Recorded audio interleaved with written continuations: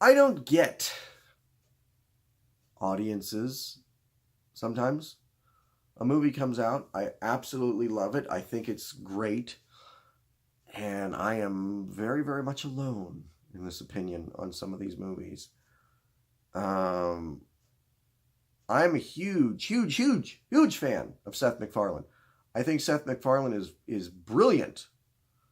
I think he will one day be more appreciated than he is now. He's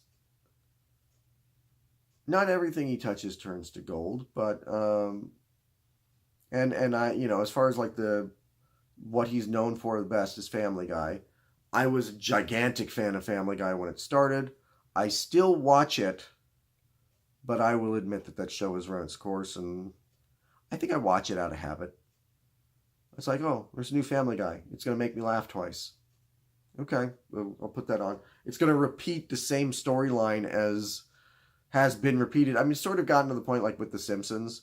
How many times can Bart, you know, uh, try to pass the fourth grade?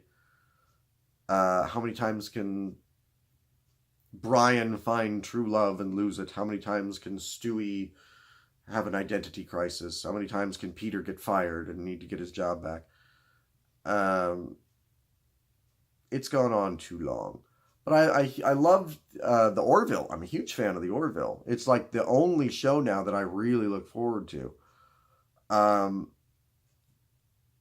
and his movies have been consistently for me great. I think Ted was both Teds were very funny, and I also think that his critically derided, audience hated "A Million Ways to Die in the West" is one of the funniest movies I've seen in the last 10 years. I really like this movie. I really do, and I was skeptical about it when it was announced because it was like, ooh, parodying westerns. There's already a movie that did that perfectly.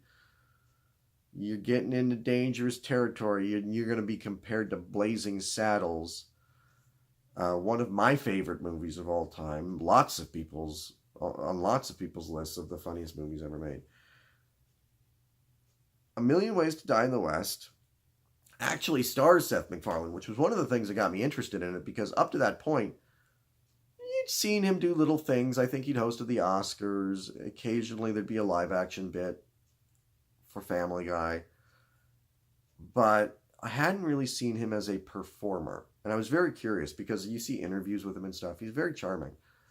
I, in fact, picked him. I used to do a series called What If They Remade, where I would cast movies to try and make the inevitable remakes suck less.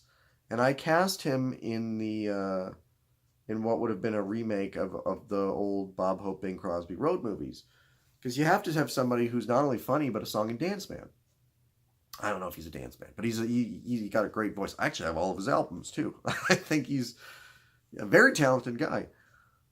A Million Ways to Die in the West is about Seth MacFarlane playing a sheep rancher who lives in the Old West and hates it. He seems to be the only person who's kind of self-aware of the times that he lives in. He views it from a perspective of somebody who lives kind of now, looking back, and recognizes that the West is not all it's cracked up to be, and he's sort of a coward who is, he one of the reasons he hates the West is because there's a million ways to die in it. And then one day he meets Charlize Theron, who is the girlfriend of an outlaw. He doesn't know that at the time, but they become friends. He ends up challenging Neil Patrick Harris to a duel because Neil Patrick Harris stole his Seth MacFarlane's girlfriend, who Seth has been mooning over the whole movie. Charlize comes around, try and teach Seth how to shoot, how to duel, and out there lurking in the shadows is Liam Neeson and his gang. Liam Neeson being Charlize Theron's boyfriend.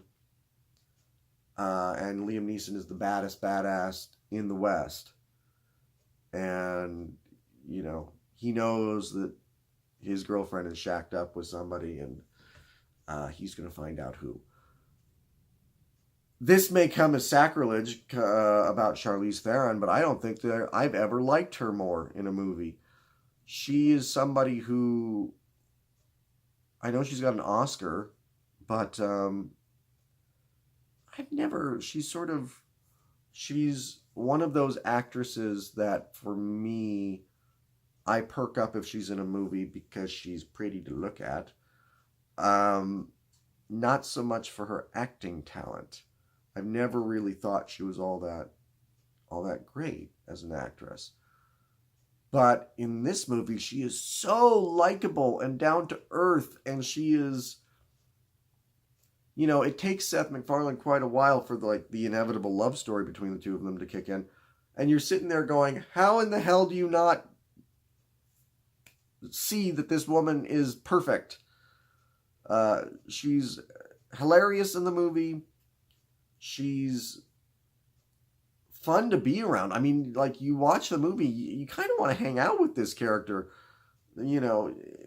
She does such a good job of being what I guess, if you're a woman, you could look at as the male fantasy of what the perfect woman would be. She's gorgeous. She laughs at your jokes. She adores you, and she smokes weed. So, yeah, that woman may or may not actually exist, but she convinces you of it, and you adore her in this movie. And I did. I actually think she may be the best part of the movie. And Seth MacFarlane really, I think, as a performer, holds up. He got a lot of criticism for his performance in the movie not being that great. And I really think that there is a bias against him because he casts himself in things, which I've never understood, because lots of directors do that. Mel Gibson in Braveheart, Kevin Costner in Dances with Wolves, Robert Redford in everything. These guys they're actors, they're performers, they want to perform, and they write a movie or direct a movie with the intent of having a character they really want to play. I think the movie's funny, up and down. Giovanna Ribisi, Sarah Silverman, they're in it. They're the most unusual couple, and that whole thing makes me laugh. I think it's fun. It's fun. It's fun. For God's sakes, it's just fun. It's not trying to be great. It's not trying to be a masterpiece. It's not trying to be Blazing Saddles. It's not trying to break new ground. It already knows Blazing Saddles broke that ground 40-some years earlier. This movie just wants to make you laugh.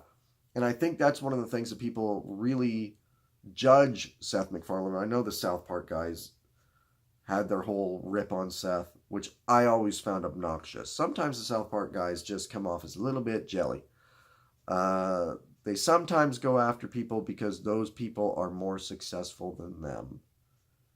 And they deem that to be the greatest offense, is if Family Guy is the thing that breaks out and South Park remains kind of a cult thing, then they go, oh, that's because people are dumb and they don't get how smart we are and how awesome we are. As they do basically the same kind of dick and shit jokes that Family Guy does. With their their heavy-handed social commentary laced in. Seth doesn't do that. Seth just wants to make you laugh.